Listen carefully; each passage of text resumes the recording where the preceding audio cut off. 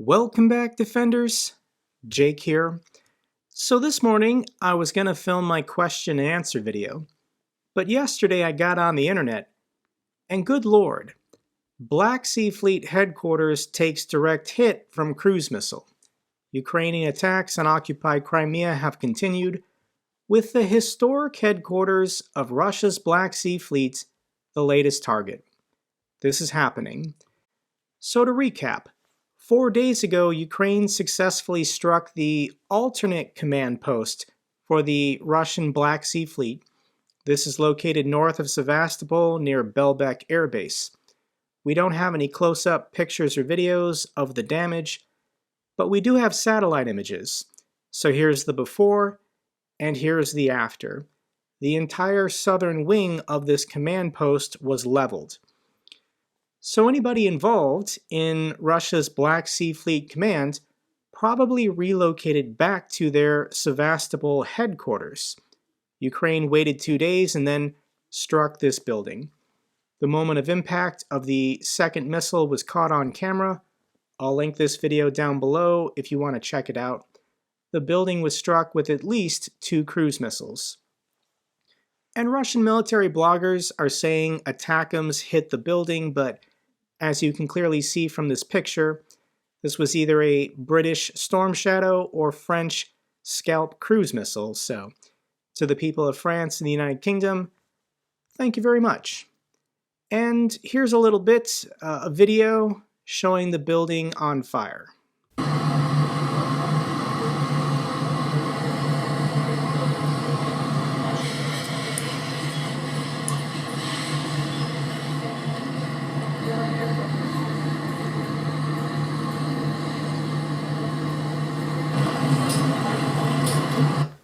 The roof has collapsed, the windows are blown out, the building is on fire. This is pretty bad. And for a report from Sevastopol, this is Johnny Miller. He is a British national, but a Russian propagandist who works for RT News.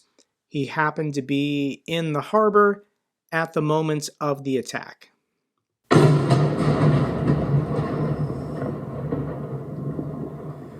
That is the sound, I think, of anti-air.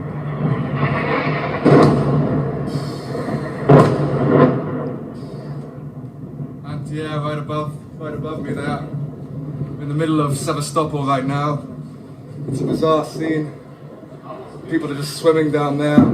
People with kids, just enjoying the beautiful harbour.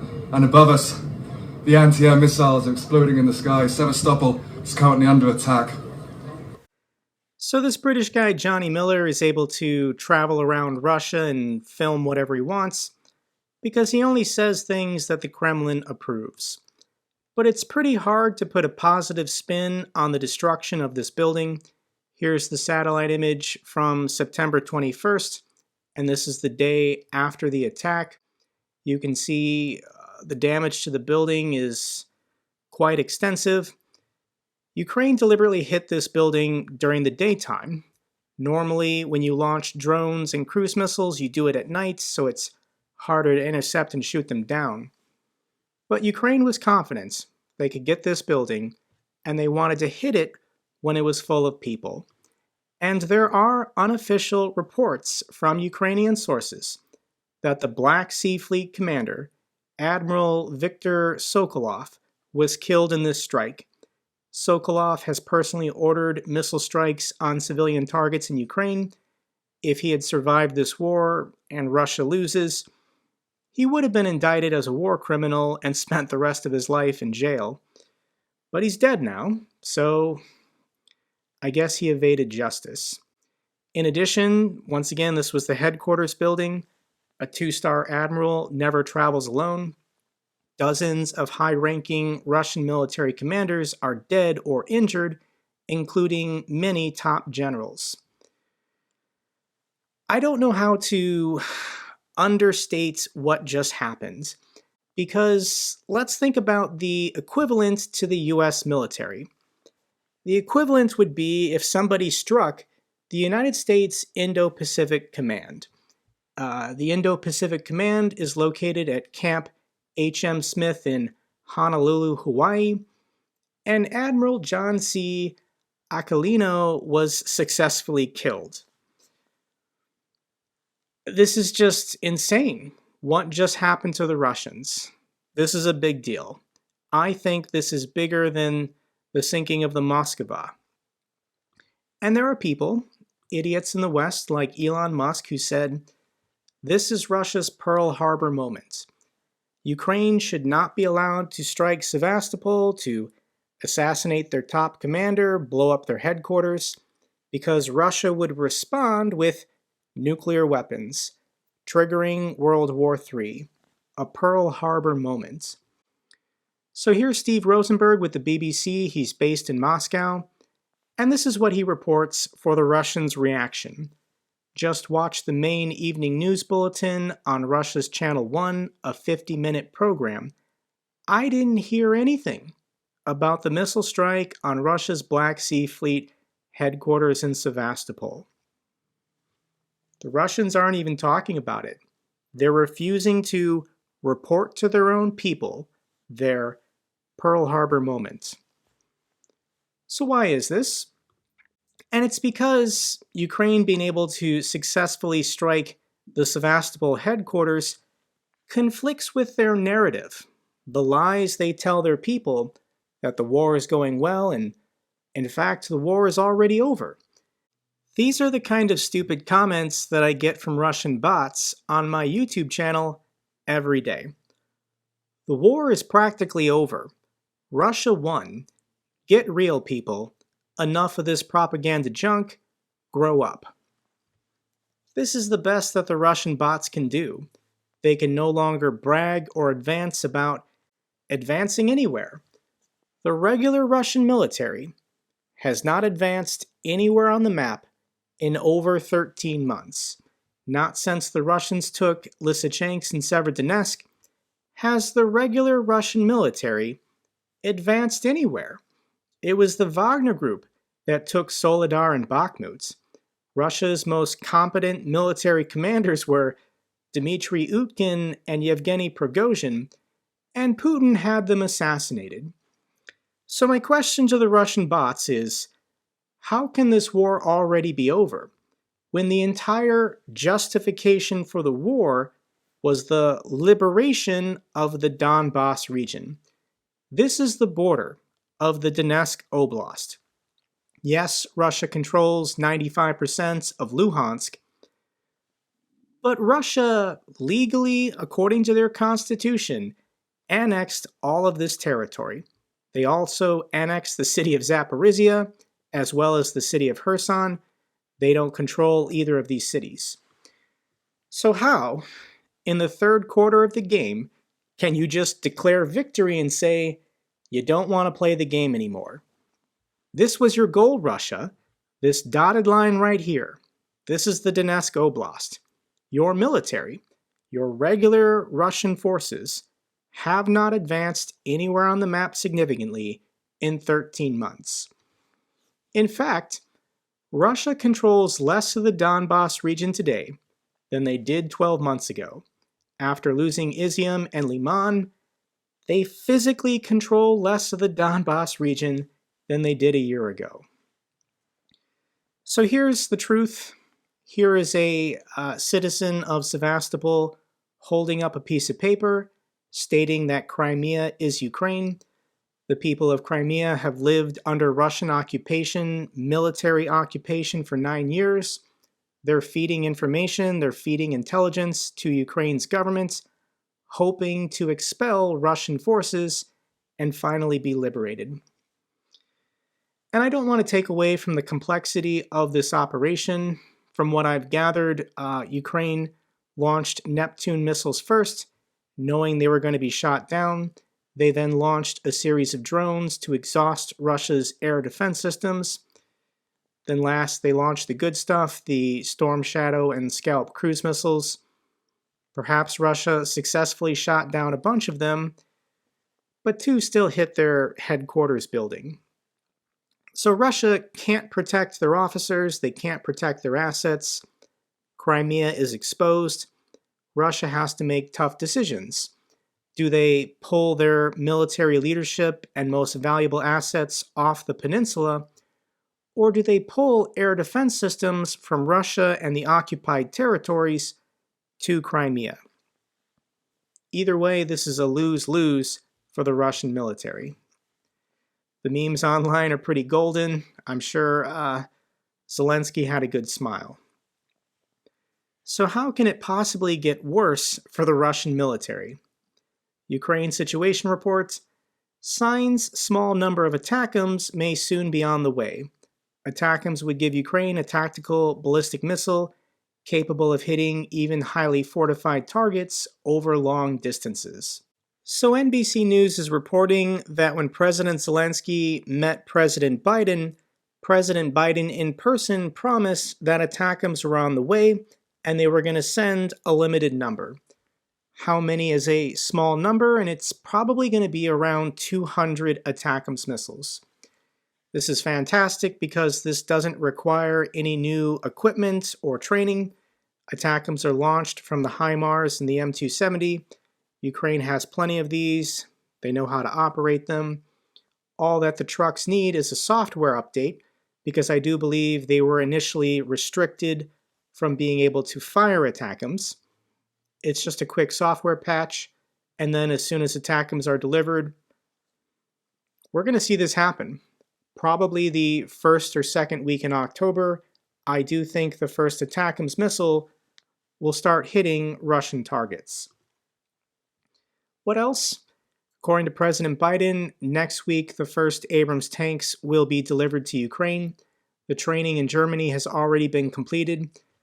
The maintenance and logistical supply lines are very complicated for the Abrams tanks, much more than the Leopards, but the 31 Abrams tanks will be delivered.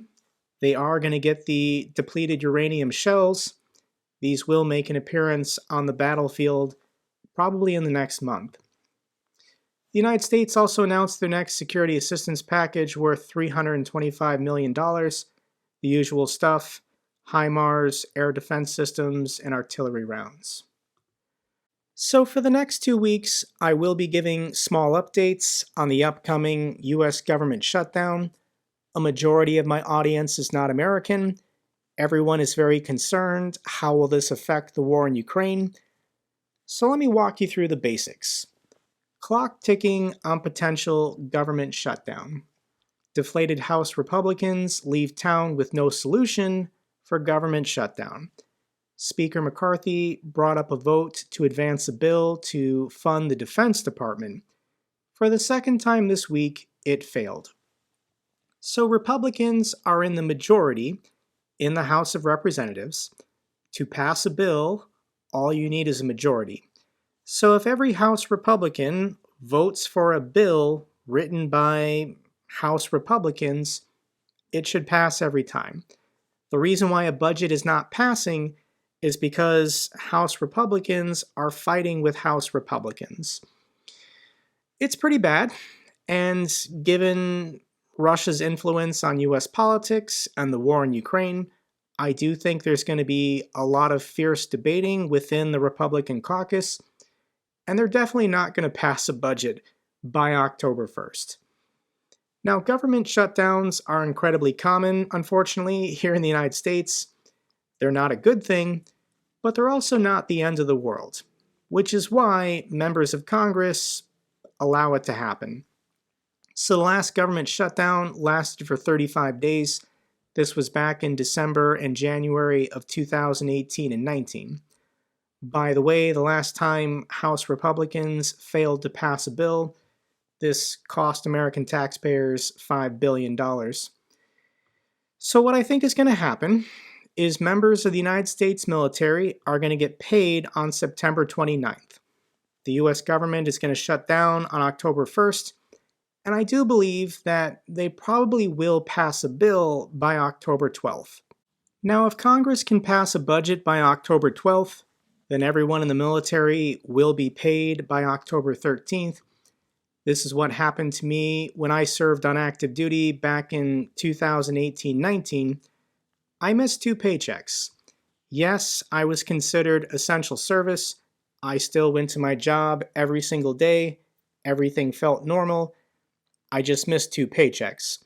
As soon as Congress passed a budget, I was back paid. I did get all of my salary, but for members of the military who have daycare costs and rent or mortgage to pay, it's pretty infuriating.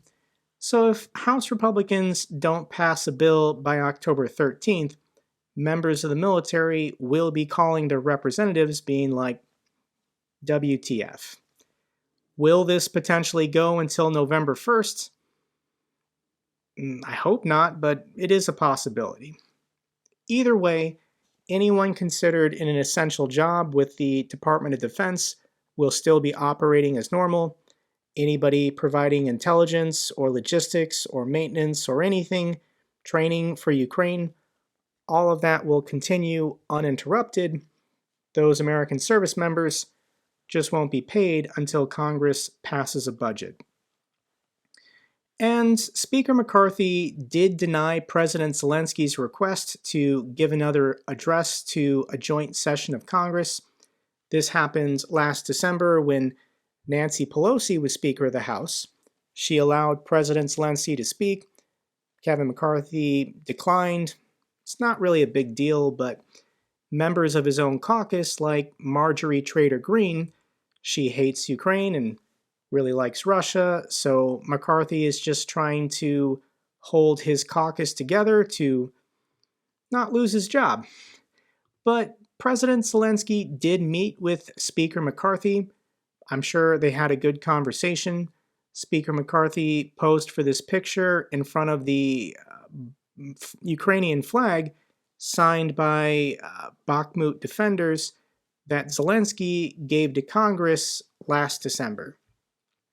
Based on statements and actions that McCarthy has taken over the last 3 months, I'm confident that even after the shutdown, Congress will pass an additional funding bill, $25 billion, to fund the war in Ukraine for another 12 months. Don't worry about it.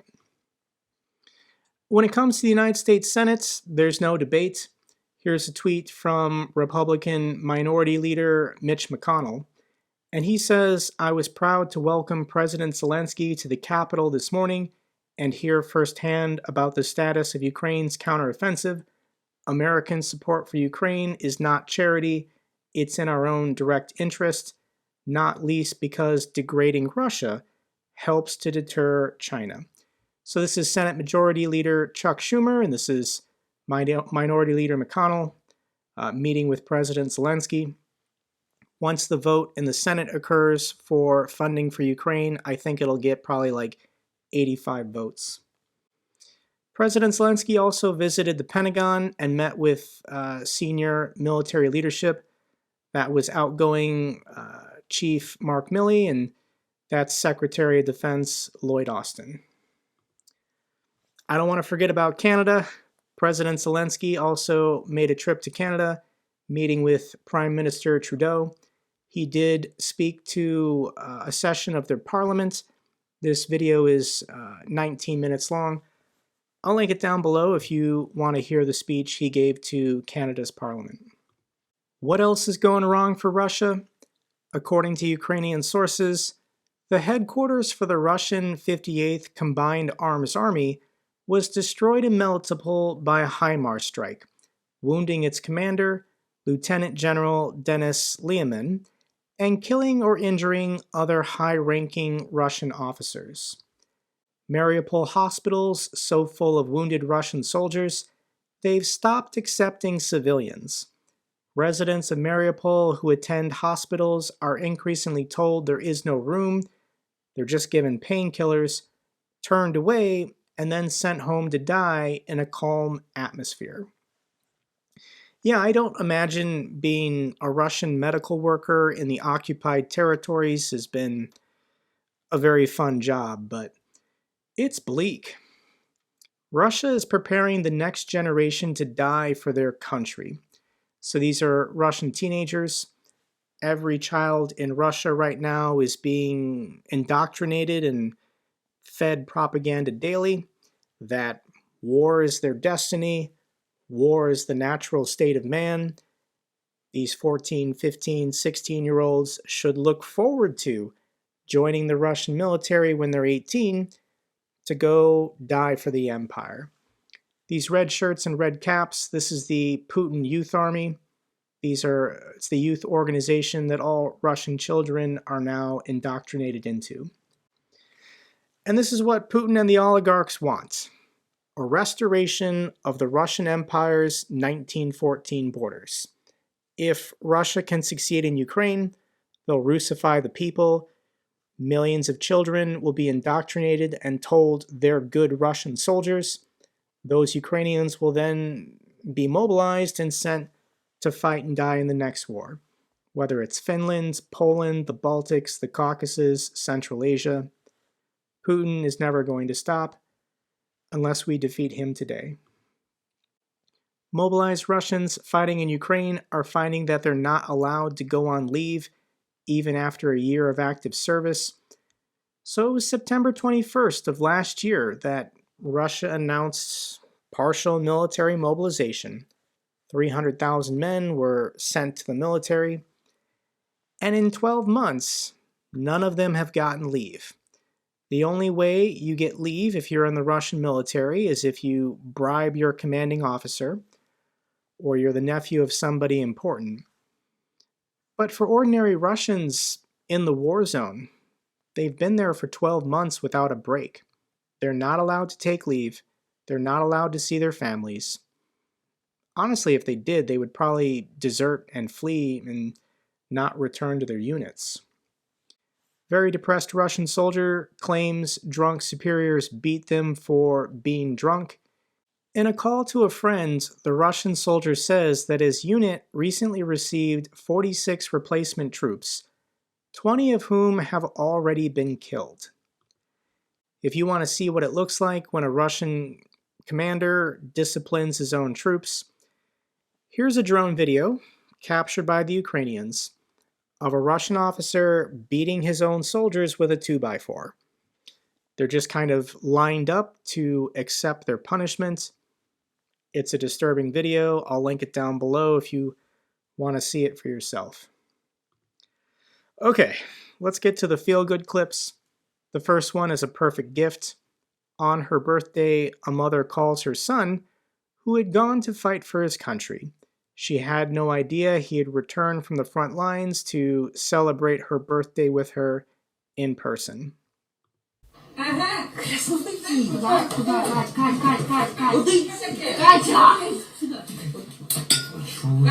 Спасибо, синочку. Ай, як ти контролював? Мене подзвонити, то не до мене право, то до Руслани. Одного таки бракує нам трохи. Да ти знаєш, що вони вже наробили, що мені. Вже не призналися, я все готувала на неділю буде. А вони всі наготували, то ти побачив, що вони наготовили. Мамо, що вони наготовили, ма? Ах, моя дитина хороша я. Ой, Боженько, Ти до тебе вже. Не буду десь тут поставити.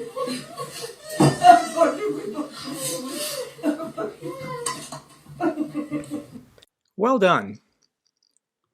Final feel-good clip is when President Zelensky visited Canada, he met with the Ukrainian diaspora in Canada.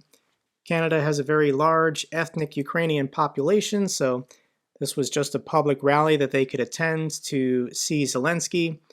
And before President Zelensky started speaking, they spontaneously broke out into the Ukrainian national anthem. Слава Україні!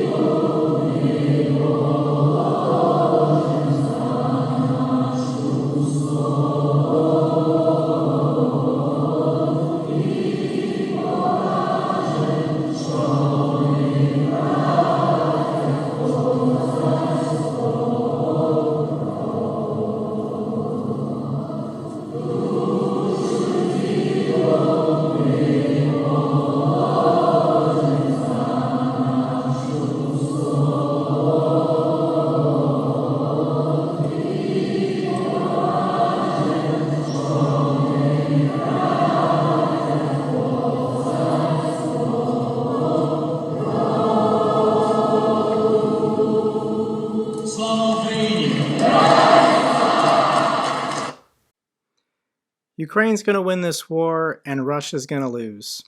That's all for this update video. Glory to Ukraine, glory to the heroes. If you found this video informative, give me a thumbs up.